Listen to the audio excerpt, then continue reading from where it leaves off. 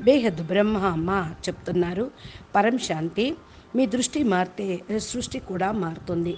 దృష్టిని వృత్తిని పరివర్తన చేసుకోవాలి. ఎలా అంటే నేను ఉండేటువంటి ఇల్లు కూడా లైట్ హౌసే. నా చుట్టుప్రక్కల ఉన్న వాళ్ళందరూ కూడా ఆత్మస్వరూపులు, లైట్ స్వరూపంలో ఉన్నారు. అందరినీ లైట్ స్వరూపంలో ఇలాగా చూసేటువంటి అభ్యాసం చేయండి. ఫరిస్తాగా చూడండి. పంచతత్వాల దేహంను చూడవద్దు.